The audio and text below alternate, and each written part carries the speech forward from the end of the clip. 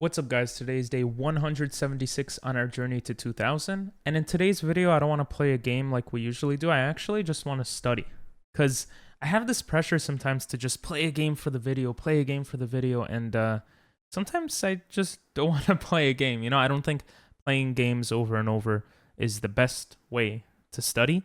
Obviously I study in other ways, but we're going to explore some of those other ways today, and maybe leave a game for tomorrow or the day after. So, we're going to look at this first. I want to see, I studied this a bit today too, but I want to see if I can memorize, I think it's 20 different variations of the Pirc defense from this course, free course on chessable.com. So, let's see how will I do, and I'm going to try to explain the reasoning behind the moves that were explained. So these are the default moves of the Pirc defense. And when there's an Austrian attack, which is the pawn coming to f4, knight might come to f3, a lot of, they're just trying to rush this because they can see that you're preparing kingside castling. Now, a lot of people don't actually castle into this side, but this course kind of explains that it's fine to do. And depending on when they push the e-pawn, you can kind of do different things. So if they do this one, this isn't premature attack, and we talked a bit about these before, but I think it's still interesting. Even if you don't play the Pirc, it can be interesting to kind of try to understand ideas and different types of structures and stuff. Anyway, this is a premature attack. This allows us to bring the knight to d7. Premature made me think of something else, by the way, guys. Anyway, and here we can castle, but I think the counter attack c5 is very strong. And the purpose is basically to ruin White's pawn structure and stop their advance, I believe. Yeah, this is the best, or this is the move they want you to go with. And if they take here, we can castle, I believe. And the reason is, if they took back, we would take with check, and that would be fine for us. But now our king is safe, and we're not really scared of any attacks because they attacked too prematurely. We could see we're taking the center pawn back. And this is just not great, or it's probably still equal, but the attack is basically like kind of gone. And at this point, let's see if I remember what to do. He brought the queen forward. Yeah, so we want to put more pressure in the center, so we go knight c6 to prepare capturing this. We put, and it's just developing a piece. If he castles here, though, we can now bring our queen to a5, a very common move in this opening, and maybe in some other openings, this is a common idea to attack queenside castling. Queen a5 attacks this pawn. Yeah, we go towards the king, and we're attacking this structure like this. We're also defending the c pawn, so that's the move there. He protects the pawn, not to worry about anything here. Here, I would want to go b5, but we're just giving him a free pawn for no reason. So here I believe the move is knight f6 to open up our bishop so it can do something. He's preparing a push, but we can go bishop f5. And here I'm not sure if the pawn came here to attack our bishop. What is the idea? What can we do? I don't remember. So I'm going to show you guys when I don't understand what should be done, or what if my opponent did something differently. I'm just going to use chess.com and see kind of what's going on. So let's re-put this. We have all of this, and we're looking at the Austrian attack. This is a very common move just to protect the center pawn. We have the Austrian attack, the premature attack, developing a knight because why not? Taking here we'll look at soon too, but it just gives us the two center pawns and we're just fine. Opens up our queen also. So, or maybe we won't look at that. Knight f3, c5, attacking right away. And in this variation, we are looking at... Maybe I should go through it first. At if they take... Wait. I played this wrong, right? No, I didn't. What? It's confusing sometimes. Because I'm like, I didn't castle yet, but that makes sense why I didn't castle. So... here we're looking at if the pawn takes on c5.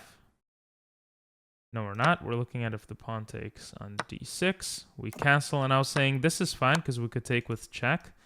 And if he develops the bishop or something, we have this. Bishop is looking at it. You might think, oh, what if this takes here? But then we have knight b6. And I don't know. I'm not going to pretend like I know what's going on here. I think the idea is that we could pin the knight to the queen. The queen is kind of stuck, which is why computer says queen d2, probably to get out of this type of pin. Yeah, rook d8, queen e3, takes, and now we just take this and we're up a piece. Right? Takes, we're up a piece. So that's kind of hard to see. But now it makes sense to me. You bring the knight out of the way to have this quick attack on the position. So that's why bishop blocking doesn't work. If the queen blocks, I think you can trade and it's pretty much an even game. But computer likes queen d8 probably to go rook e8 and try to pin him, right? So you have to be a little careful here. And then if takes here, we have this, yep. And then the bishop probably blocks. And then this comes in with a check. And this looks terrible. So even though white is up 2 pawns, these pawns don't really matter. And very soon, it's you're putting a lot of pressure here. Now, if I was white, I would probably go here, to be honest, just to get out of everything. But then there's this beautiful queen a5. And he can't take because he's still pinned. Castling looks so stupid. It just looks like you're going to lose the game soon. So, very, very interesting. Very, very interesting. Anyway, we see here after takes, or after takes rather, castles. If he takes here, we just take back, I think. If he takes here, it's kind of a similar thing. We're putting pressure here. Our king is castled, his is not. We have more developed pieces. Like, this stuff makes sense, I think, to me, at least. And, yeah, so after castling, he has... What move does he make here? Okay, maybe the bishop here to put more pressure here. We take back. If he were to take back here, then we could pin the bishop and then probably win this back later. Something like takes here. If he takes here, then we have the free bishop. So that's that. I think he went queen here.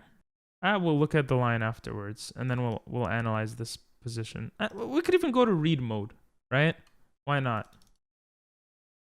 So, what happened here? After castling and bishop came out and queen came out, we developed the knight.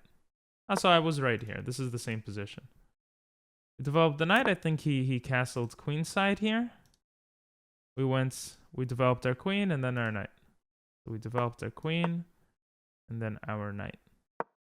And this is where things were getting a little tricky in my head. I was thinking, what if he just attacks? But now that I look at this position, I see knight e4 attacking the queen. I see bishop e4.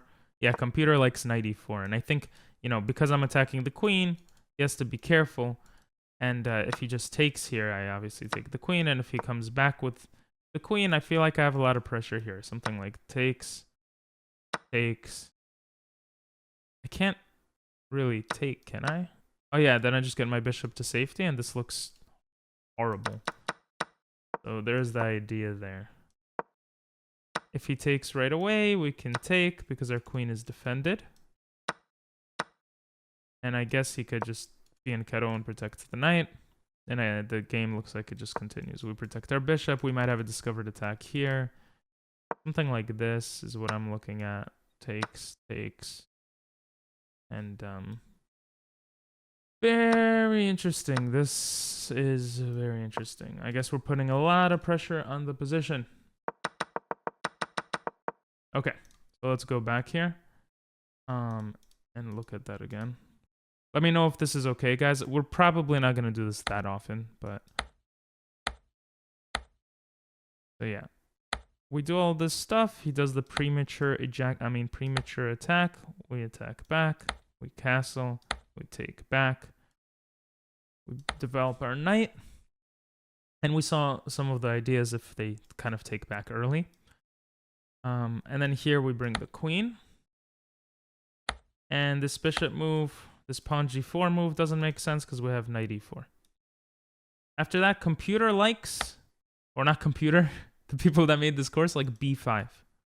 And I think the reasoning behind b5 is that even though you give up a pawn, you have this really kind of cool attack. And you give up a knight, and it looks like, what the hell are you doing? But then there's queen b6, threatening checkmate and taking back the bishop. If he comes back, I mean, a6 looks like a move right away to my eyes, but apparently it doesn't work because of this, I'm guessing. Oops, that's not what I... Here. And now it's like, what do? You just take back, but then queen b6 takes, and he takes this. Yeah, so you're just down 2 pawns for nothing. I mean, this is tricky. Like, they like this move, but it's not so simple. Like, after giving up a pawn, what to do, right? Like here, if black plays well, what do you do? Or, you know, even the move I suggested, this bishop move, what do you do? The computer, okay, so this idea of knight e4 is still kind of intact. And here you're still down a piece, which is insane. This looks like a natural move, but then you blunder mate. So let's say they do something like this. There's a6 threatening this. Let's say you go here. Okay. So I guess the idea is if at any time you try to save your knight, save this knight, then this leads to a checkmate. Because the bishop pins the pawn to the king. Okay, wow. That's actually pretty fascinating. Okay. I don't know if we're going to go through all of those like that, but that's kind of the idea behind how I would study, or how I should study more these types of positions. So here, it's a similar thing, the early premature attack. Everything's the same, but the difference here is if they take back like this, we can take their center pawn, and this looks kind of funny. We can castle, and if they try to ruin our pawn structure, we could let them, because the guy says we're basically going to get the c5 pawn back, and we don't have to worry about our king's safety. It's actually pretty fine. So that's the position there. This one becomes more interesting, more difficult. We just castle into the Austrian attack. It doesn't matter. And after they bring their knights out, if it's bishop e3, then we have... The way I remember it is the bishop kind of looks towards this pawn. So we make it look towards a defended pawn. Even though the first pawn is defended, but this one's defended by a pawn. Whatever. And the idea is to fee and keter the bishop, attack the weak e4 pawn, because he weakened it by pushing these 2 pawns forward. And now if he attacks, it gets a little bit complicated in my head. Sometimes I forget if you take the pawn first or if you do something else. So I think we could go knight g4, attacking the bishop. And the idea is if he takes this pawn, then we take back and we have the center. And if he pushes forward, we could take and open up our rook. So yeah, okay, so that was right. And here, a very common idea in this opening, and maybe in other openings too, so this could be helpful for people, is c5. So the idea behind c5 is just to get rid of the pressure from the center, I think. And even though we're down a pawn, I believe, in this position, we can't take back because takes, check, and we're going to lose. So we can go queen a5 since they queenside castled. And he couldn't take because then he would just lose the bishop and open up our bishop. And here we can take back. And there's something interesting to be said if they take here. I think we could even give up our rook just to get into the position.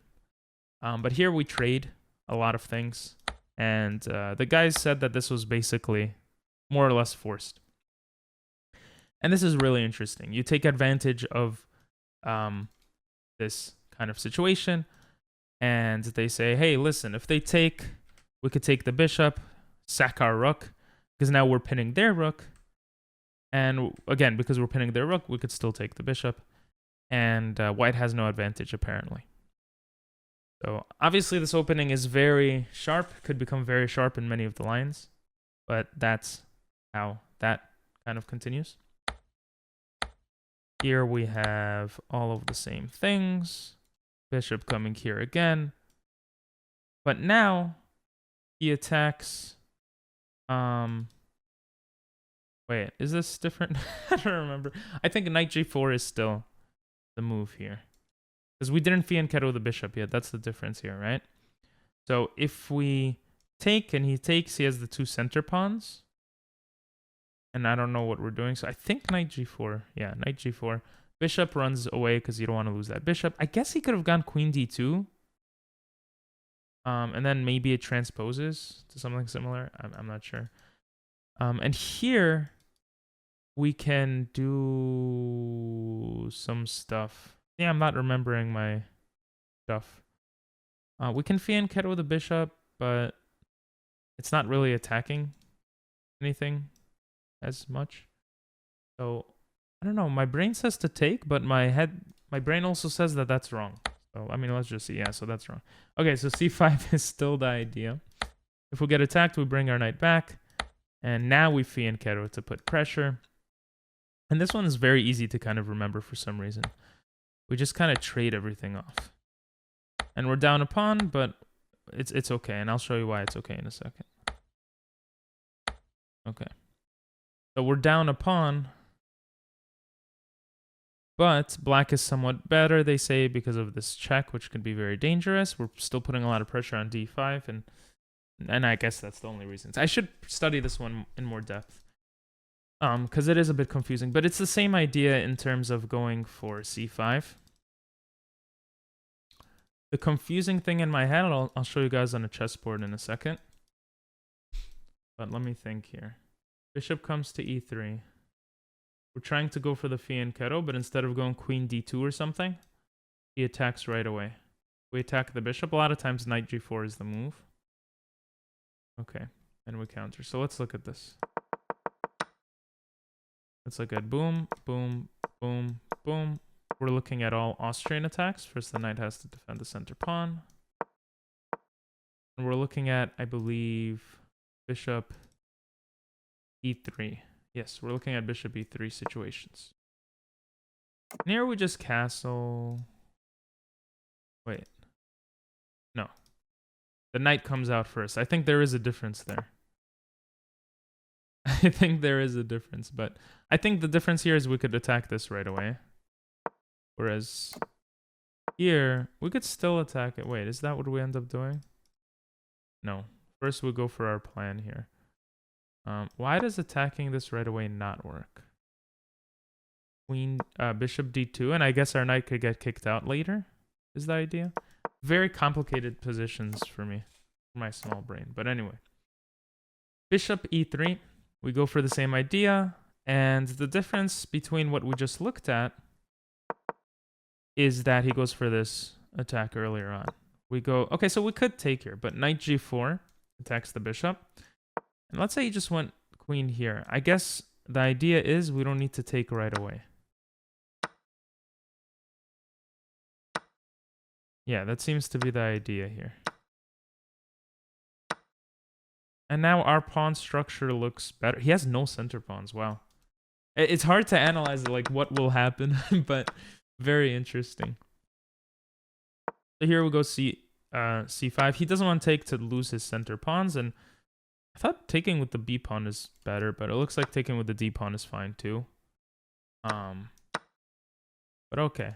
No, it does look like taking with the b pawn is better. We just have this going on. And if he takes, we can probably just take back like this. And yes, this pawn is weak, but again, he has no center pawns, and we're being chilling. Something like the bishop coming back looks pretty ugly. We could check him. He still hasn't castled and stuff. So a lot of the ideas revolve around if our opponent doesn't castle fast enough too, maybe. But okay. So he attacks our knight. We get our knight to safety, obviously, and then the rest is kind of a little bit intuitive. To me, at least. We're still looking at the Austrian. All of those moves were the same. But now there could be an attack without the bishop coming out. So we looked at an attack without the knight coming out, and our knight would have gone to d7. And then we would have this counterattack with c5. But when his knight is out, we can actually take, and we have to be a little careful here. We can go knight d5. And the purpose of knight d5 is if he takes, our queen is actually centralized, I think, and it could do like stuff. And the other idea is that if he develops his bishop, we can take, ruin his pawn structure, and try to ruin it even more. Now, if he takes here, he has tripled pawns. That looks disgusting, right? And I think that's the basic point here. But if he castles like he did here, we could go knight c6 to put more pressure and develop our piece. But bishop g4 is a better move. And this move actually makes a lot of sense to me, how they explained it. The reason why this move works is because if knight goes to g5 later on, if, let's say, the queen moves, knight goes to g5, there's going to be a lot of pressure on this f7 pawn. That's basically the idea behind that move. So here we go queen to a... yeah. Then we go knight c6. Okay, here we're forced to trade, but that's fine. He doesn't take with the queen. I've analyzed this because then we can go queen a5, and we have a lot of pressure stuff. Or because we could take back in the center, something like that. But anyway, queen a5 brings this back, and we just put more pressure in the center here. So here they show if they came with the queen, we take this, we bring the knight closer, and I guess black has a much better position. Here it says we have nice pressure on white center, especially the d4 pawn, and we don't have any weaknesses. Their pawn structure is shattered, ours is fine. Okay, only a few more Austrian attacks. Everything here is exactly the same. And now, what if they bring the bishop to d3 instead of bishop to e3, right? Or instead of attacking? Well, if they bring the bishop to d3, we just develop our knight, and there is no c6 push. And that's just to have more control over the dark squares. Now, they can attack. Here, our knight going to g4 doesn't make sense because it's not attacking a bishop, so we take. And here, going to d5 doesn't make as much sense, apparently. Because I think the idea is that he can develop another piece, or that he can just trade and his... I remember. We don't have a c5 push. That's why. Our knight blocks a c5 push. So that's why knight to d5 doesn't make sense. And this, apparently here, a lot of people playing black lose or make mistakes because they don't see knight h5. Now, if you see knight h5, you might be thinking, what if they push their pawn? We'll look at that after, because now I'm thinking about that too. I don't remember what the idea there is. But okay, now they might, develop another bishop. And this pawn on e5 is actually super duper annoying. So we're just going to try to get rid of it. Okay, apparently that's not what we... I remember. First we have... Right, they can't go g4. I'm stupid. The bishop is watching g4.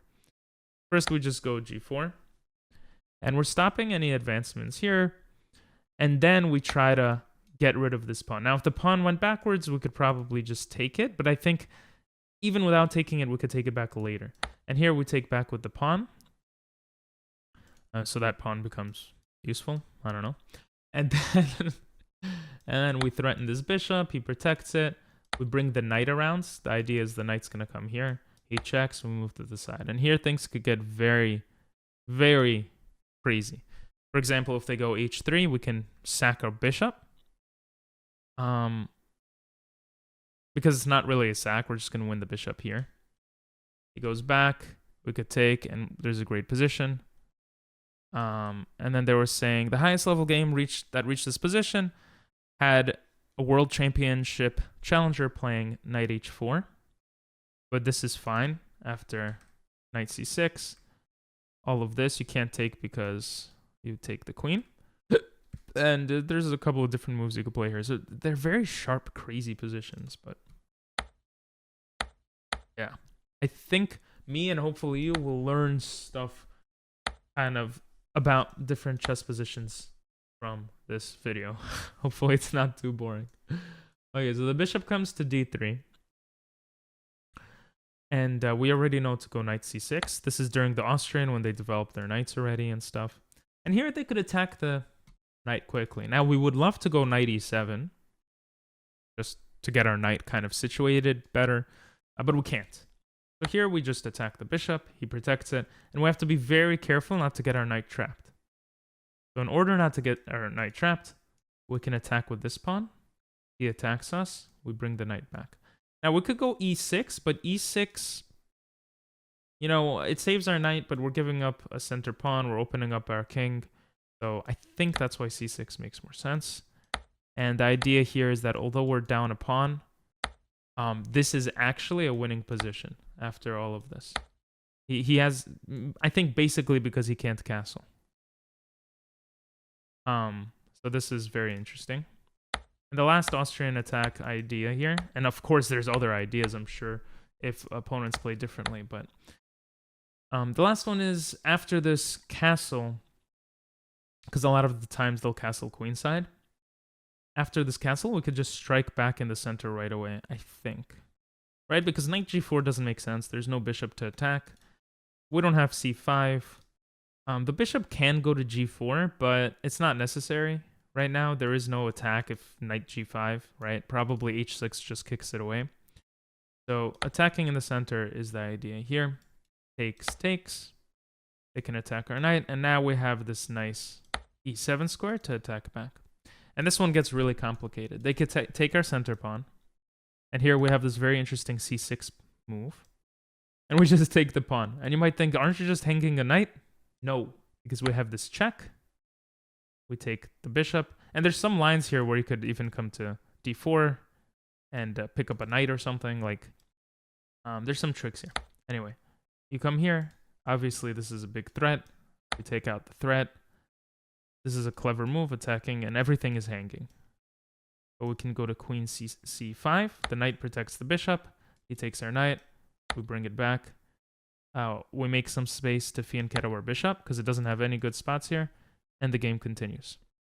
So, they're saying a line like c3, fianchetto bishop, knight move, rook moves, pawn pushes, and white clings onto this pawn, but black has all the active ideas. That's, you know, it's crazy. Now, the classical, since we're done with the Austrian, has just regular play, right? Like, just, I'm attacking the center, develop my knights. It's just normal type of thinking in chess, the original type of thinking. Steinitz and, you know, earlier players would play more like this. Here, you could just castle. A lot of times, they'll castle kingside, and you could start going for a queenside attack. Now, if they stop this by going a4 themselves, you go knight c6, just developing the knight. The knight gets attacked. You go to b4. And the idea is, you know, this pawn can't attack you, so the b4, the knight on b4 is not badly placed. Now, here there's something interesting. If we go c6, then our knight gets trapped. So here we actually have to go e6. If takes, we'll probably just take with the bishop, and our knight can come back to safety. And if this, it looks like everything is terrible, but we have c5, protecting the knight. They can en passant, we bring the knight back, and everything's fine. Okay, we look at the classical again at this position. The same kind of idea. Knight develops. What if they do some move that, you know, just, it's a good move, it creates a luft, it stops our pieces from coming in. But, you know, what do we do now? And I think the idea here is that we can go e5. If takes, takes, takes, we're down a pawn. But I think it works. So I think the next one we're going to see that. Now we have knight e7, so we're going to go to e7. And you could see the idea, the very cool idea of why knight e7 is cool. You could go to e8 and push the f-pawn. So this is apparently very common in the King's Indian defense. And the idea here now is that you're attacking. That's the idea. It's a great position to fight for the win and get an exciting game. The knight is on the way to f4, and you could still play g6, g5, and knight g6 later to drum up an attack. So that's what they say. Okay. Go into a position again. We have this, we have this, we have this. We know to attack here. And this is what we were talking about. What if they take and take? Well, here, he can't take back. I'm stupid. The knight is defending. He could take, but then he activates our rook. So instead, he just develops the bishop. And here, the guys say that there's kind of three things we want from this position. We don't want the knight or bishop to come here. That would be very annoying, pinning our knight to the queen. We would like to develop our bishop, but we don't want to kind of ruin our king's safety a bit here. And we would like to get our queen better situated. So the idea here is first we'll go h6 to stop these annoying ideas. Then we go queen e7 so that it allows us to go bishop e6 so that if we trade, we're not ruining our pawn structure. And then they say we completed our setup. It's equal now. The rooks are connected. And the knight's probably going to go to d4 or b4. Okay. And the last way to deal with the classical, which starts like this, or the last thing they show, is this interesting bishop f4 move. Now here we could continue our plan because they didn't go a4. So I think the idea here is b5. Okay, so yes, that is true. But I think they want knight d7. Nope, that also can work, but that's not the idea here. What is the move here? What is the move? Ah, I remember. I think c6 is the move here. Nope, it's not the move. Knight c6. According to our plan, we develop our knight to c6 to prepare e5. White has various moves now, but in most cases, we will play b5 next. We selected one line for this to illustrate ideas. Okay. So apparently we go b5. And I think we just make our position better. Like, we go bishop b7, I think, here. Yeah. Just developing more pieces. The bishop doesn't really have good eyes here. Bishop g4 doesn't make sense because he could push and stuff, I think. And here we might be ready to strike the center. So if he pushes here, our knight has e7 now. If he takes and takes and takes and takes and takes, now we're down a pawn, but we have a good position. So I think this is how this works. Let me show you guys. Yeah, and instead of taking back, we go knight d4, attacking the bishop. And there is a trick here. If the bishop went backwards, we could go knight h5 to attack the bishop and the knight at the same time. So, but obviously the better move is not to fall for that. Here you could attack the knight, and it's just a good position. So, develop the knight, and they just kind of show you when you make a mistake over and over what to do here. Let's look. f4, developing to f4 is natural to stop e5, they're saying. Okay, so this is all to talking about the e5 push, which is why we go knight c6. And I guess we'll go b5 to have some queenside counterplay and develop our bishop to a square that makes more sense for us. And if he goes e5 here, we can go e5, and we want a tempo. Okay. Yeah, very complicated stuff in my small brain. Let's see, b5. Okay, they say bishop g4 is fine, but we're being more ambitious with how we're playing. Okay, you see this one I probably have to study more, because I don't really understand exactly why it's played like that. So does he develop the bishop, the first bishop first? Let's see. In this position. Yeah, the first bishop's always developed in these positions. Okay. So this. Okay, c5 computer likes, but we're always going a6. I think it's also just to play a different move. And instead of this, if they go bishop f4, right? This is the idea with knight c6. So apparently b d7, yeah, developing here, which is what I wanted, was better. But after this doesn't work, they were saying, because we have e5, and if takes, we take, and if he takes here, he's just activating our bishop. Okay. And if they push the center here, we can take, and after takes, we have g4. And this, we either saw before or we're going to see again. We can attack this pawn. So, yeah, here f5, e6. Okay, e6 doesn't allow us to attack the pawn. But then we can ruin the pawn structure. Oh no, I did the wrong thing here. And the game just looks insane. What the heck? Oh, we can't take back because then he comes in with a check. Oh, there's so much crazy stuff. Okay, so bishop e6. This makes more sense. Okay. Anyway. That's how they want it. Now, the next few are crazy. Bishop e3. is before the knight comes out. So here, instead of going for the fianchettoed position or trying to castle, we have to be careful because we don't know what our opponent will do. They might push the pawn. They might just develop the knight. They might go queen d2. So because of that, we go a6. a6 is very flexible. If they go queen d2, we go b5. We're doing a quick counterattack because we see these ideas, right? f3 means that they're going for a fight. Apparently, connects all the pawns. It doesn't weaken the e4 pawn. And here, and I think in a lot of lines countering this, we do bring the knight to d7 to bring it to b6 and have eyes on the light squares, I believe. We're going to do that. I'm going to bring the knight here. If he attacks, we have to counterattack. It's very important. The knight came here. It could be very annoying on these two squares, so we just trade it off. Our bishop doesn't make more sense. Doesn't make as much sense on b7 because he has this pawn structure. I think that's the idea. Now, if he takes with the rook, I think here I mess up a lot of times.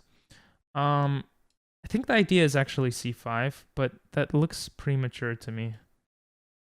So it might just be developing the bishop and castling soon. Actually, now that I think of it, I think it's c6, not c5. c5 doesn't make sense.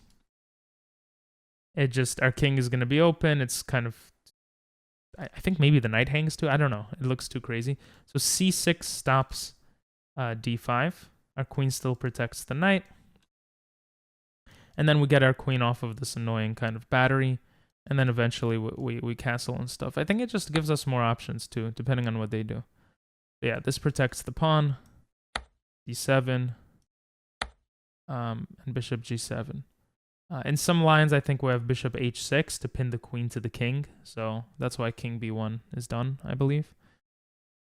And now they're saying we're ready for e5 with takes, and this. And we have an excellent d5 outpost, because takes with the knight, we take back with the knight, and yeah, that's the idea. Let's look at this again. Again, we go a6, more flexible. We go b5 if he brings the queen here. This here, we continue our plan. Develop the knight. And we still want to stop stuff, so we go h5. Now, if our knight gets attacked, that's kind of the reason also why we maneuvered here. So our knight has a spot on d7. And if they're trying to do this quick attack, it's kind of scary, at least to me, but it comes with weaknesses. And the weakness here is that this pawn is weak, right? So we can go bishop b7, targeting it. But in some lines, you go b4, attacking the knight first, and then going bishop, which I think might be this line, yeah. We come here, and if he takes, we have lines where we go rook b8, and we might put pressure or something. But anyway, after this, we don't want his bishop to come in and harass our position, so we go c5. And he could en passant. Then we have bishop takes, queen takes, rook b8, and we have good compensation for the pawn, apparently. Okay, let's get into this position again. Everything looks the same. We have the same ideas, but they could do this attack quickly. And now, if we go h5 and he attacks us, our knight's going to be very passive, and it's not going to make much sense. So we can't really go h5. We go knight b6, continuing. And yes, we have the square for the knight, but the difference is we don't have a pawn on h5 or h6. All right, so this is actually very annoying. So because of that, we go knight h5, stopping the h2 to h4, h5 kind of idea. And they could come here. I don't know why. Oh, I guess to bring the bishop here in the future. I'm not sure. But this weakens the diagonal here. And we could just go bishop g7. But I think, again, the point is to... You see, this is what confuses me. Why not push the knight first? Because we're not attacking the e4 pawn. That's why. So it doesn't make sense to attack the knight right away. And I think here we have to be careful of the knight coming here because he wants to trade off the knights and have an attack. So now we attack the knight. And c5 might be an option. Yep. And we keep this stuff going. Because if he takes and we take, he takes, it just looks bad. So we castle so we could take back with the rook, I think. And this is actually fine. So bishop, because of the weakened diagonal here. And yeah, okay. I guess that was my only mistake. So here they say there's possible ideas where we could take, push, the game continues. Or push, take, push, and the game continues. Or push. Yeah, it's so complicated. There are many options. Note that the doubled h-pawns play no role at the moment. There's far too much going on in the center. White has no time to target the h5 pawn. Okay. The last way to deal with this flexible move is when the knight develops. You see, it's flexible because we could see what they do. Before we were looking at queen d2. Now, if the knight goes to f3, we basically play it like a classical. Because it kind of is like a classical. Obviously, we don't take back here. We let him take because it just wastes a move for him. And here, I'm not sure. The knight coming here doesn't make sense. Yes, it targets the bishop, but he could just trade it off. Bishop comes here is okay, but then he just kicks away our bishop, so it doesn't really make sense. Knight d7 looks okay. Let's see if an early e5 push works. Nope, I don't think so. And c5 just gives away that pawn. So I think here the best move might... I'm not sure. It might be b5. It also might be knight d7. Or maybe we want to be flexible because there might be a potential push where we bring our knight to d7, fd7. So I think b5 makes more sense. Yeah, you can see takes. Bishop comes here. When the bishop comes here, a big idea is to go knight c6 a lot of the time. But that's in the Austrian. In this position, where the bishops are traded off and the knight is on f3 and he hasn't castled yet, we can go c5. No, I was wrong. It is c6. Oh, it's so confusing. Okay.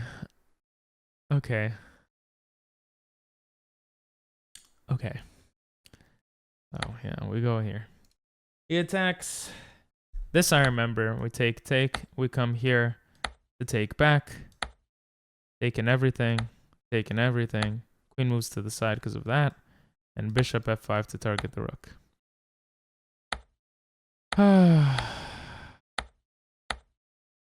Okay. The London Pirc. What does that mean? That means the bishop comes to f4 before developing the knight. Or the queen. Yo, these positions are so complicated. So similar. Jesus Christ, if you're still here, you're a real one. Hopefully this is interesting / helpful / whatever. So yeah, here we go a6. Just again, a flexible move. The knight coming here tells me we could just develop normally. Might not be the best thing. Yeah, okay, it is the best thing. Here we castle in case he brings bishop to h6. Okay. Now, when there's a queenside castling, we want to put pressure, right? So, I mean, b5 automatically comes to mind, but we always have to be careful of moves like e5. If there's e5 and we take, he could take, and maybe it's okay. Let's do this. Yeah. Now here, here I would love to go knight c6, right? This is kind of the idea a lot of the times. I think in this case, c5 is the idea. This was the one where c5 is the idea. And I think the difference, which we're going to look at, is that the bishop is blocked. Maybe. But the other nice thing is we could push this pawn, trade, and then take. And this is like fine. Now here, what do we do here? I think, oh yeah, here we take the pawn, protect this pawn. And this looks like a mistake, a skewer. But we actually take here, give up the rook, take with check because of this battery. Check, take with check. And it's a crazy prediction that's even apparently, but we have 4 pawns for a rook and we hunt down the white king. It's just insane. And I think the difference between that and, let's go to read mode so we don't have to do all the moves again. The difference between that and this is that here, c5, if he takes and we push and then we take and then he takes and then we push, is that he hasn't castled yet? I don't know, actually. I don't know. Let's see. White needs to take care of the e4 pawn, given our b4 idea. d3 is a natural way to defend it. Instead, e5, this.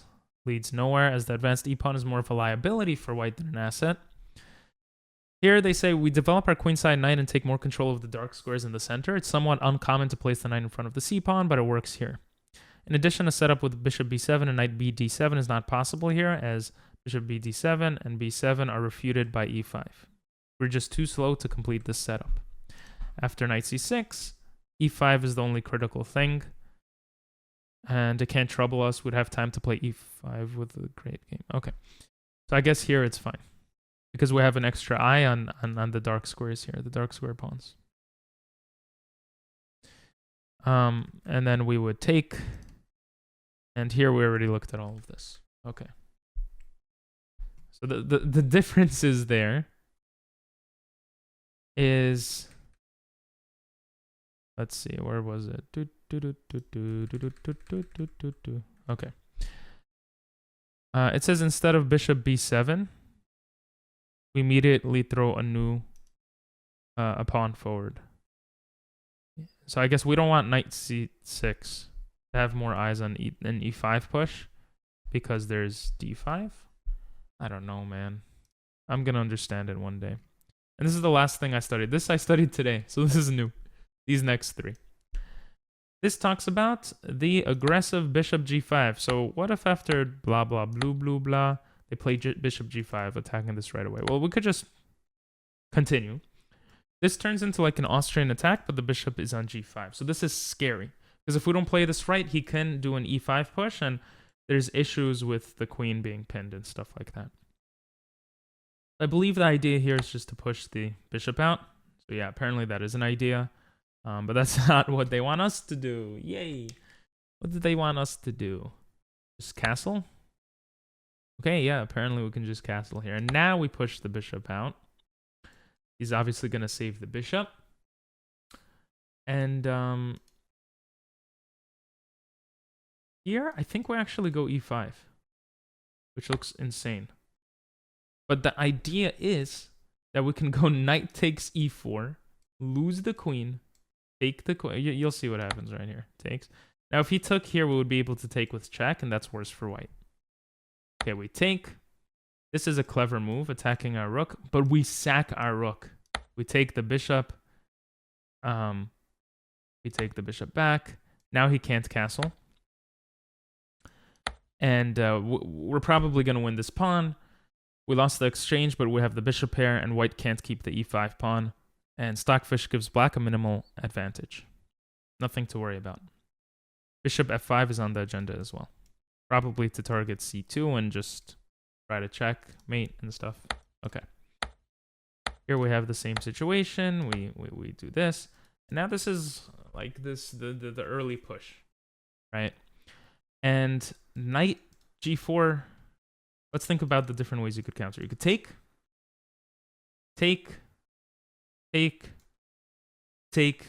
knight's hanging. He has a developed rook. We haven't castled yet. We could also go knight d7. Takes. Fine. He could push, and we take, I think maybe knight d7 was the move. Yeah. We'll go knight d7. And knight d7 a lot of times comes with c5. But here we have to be careful, because the difference here is that the bishop is here. I think we castle. Okay, we could castle. Or we play f6 or h6. I'm going to go with c5 just to see what it says. Okay, yeah, so it says knight b6. Black's main move is castle, but this gives white various attacking options. But we feel like knight b6 is a better sideline. With knight b6, black does not commit the king, since h4 is possible after the castle. Which is why they like moving the knight out of the way and bringing the bishop here. And I believe here, if the knight develops here, I don't remember. I just did this today. Okay, yeah. So we attack here. We attack the bishop, and this check doesn't work. We can move the king aside, and we would activate our rook. Something like that, I think, is the reason that it doesn't work. Okay, bishop comes back. Now we castle. And yeah, I don't remember. I'm just learning the ideas of this one today. So knight g4 looks okay, but it could get kicked out. Knight e6 looks okay. I mean, now I remember. We want to get we're fighting for a lot of control of the light square. So this bishop becomes more useful. So we go d5. That's the idea there. So again, this looks like a scary push. We don't want to commit our king yet. Move the knight. And that's why we do that move. Okay. And the last line I learned. All of this is the same. Bishop comes here. We do this. If he doesn't attack and he brings the queen here, I believe we could just attack the bishop. Yeah. Get the bishop out of there. He doesn't have an h2 pawn push. And here attacking the center might be the idea. No, what is the idea here? If we do this, I think we might just be able to castle, yeah. And now this opposite side castling stuff. Maybe a knight comes here. We always have to be aware of some sort of bricks. Maybe c6, maybe c5. Say all these ideas. Okay, so it was c6. One of the most important moments to remember in this whole bishop g5 thing. We rarely play c6, but here we need to. Well, I feel like we don't rarely play it, but okay. We can't play a6 because of e5. The pressure on h4, d8 is annoying with the bishop. We need to prepare a good reply to e5. After c6, we gain the option to play knight d5. You know, if he pushes, we could go knight d5, basically, because the pawn protects the knight from a knight capture. And prepare our queenside counterplay with b5, right? We have b5, we have queen a5, and those ideas come to play. Come to fruition. I guess we play b5 like they were mentioning. Okay, that is an option, but they want a different move. What is good here? He moved the king to the side. On e5, takes, doesn't look smart. So I think queen c7 looks good. Yeah, because we just avoid move like tactics and tricks like that. When we still protect the pawn here. Now this is aggressive. This is like the Austrian attack. And here I think we could just ignore and go b5. Because if we go here, takes. And yeah, it doesn't really make sense to me. So I think b5 is the move. Yep. If he takes, we take back with the pawn. Taking back with the bishop can run into trouble. We'd have to move the bishop a couple of times. So we just have another protector of e5 here. And here we don't mind if he takes, I think, because we just undouble everything. And what's the move here? It might be b4, queen a5, knight d7 to go. Like these are all kind of similar ideas. I mean, bishop b7 makes sense because this is weakened now. So, okay. Okay, so here the idea is to attack this for something. I think we have some ideas here in the future, but there's always the b5 push. And then, yeah, the only time we go d5 so far. This is so confusing, guys. Jesus Christ. I mean, this is the newest one I learned, so I still don't understand all the ideas here. So it is what it is. I mean, a5 looks good. But no, we go rook b5. Taking on e4 also works, it says. Those are the ideas there. Go. I don't know anymore. We go here. And not a5. Go knight d7 to bring the knight there. And we go rook b8. No. We attack the center first, then we go rook b8. Okay. So we go. He castled. We go a6. Would be nice, but I tricked you. We actually go d6, so our queen has some space. Then we go knight d7 and a lot of these lines to go to b6, so we can have some moves. The knight comes backwards. We can go t5 to attack the center. We could go rook b8 to protect against the queen coming in and stuff. So it's going to keep showing it because I made the mistakes. And it wants me to understand the ideas behind it, and it's just repetition. You see, I made the mistake again. I guess the knight isn't there to protect the d5 square, is the idea. If he takes, I think the knight also takes here. And it's like a nice outpost. Right? Because we could en passant here. Actually, saying it like that makes sense now. Makes me understand it a bit more. So, hope you guys enjoyed. I know this was a different weird video and it's freaking super long. But that's how I would study. Maybe I'd use the chessboard more, try to understand more. And when I go into a new one, I kind of read all the information for any new move in the position to try to understand it and stuff. And yeah. Hope you guys enjoyed. Have a great one and bye-bye.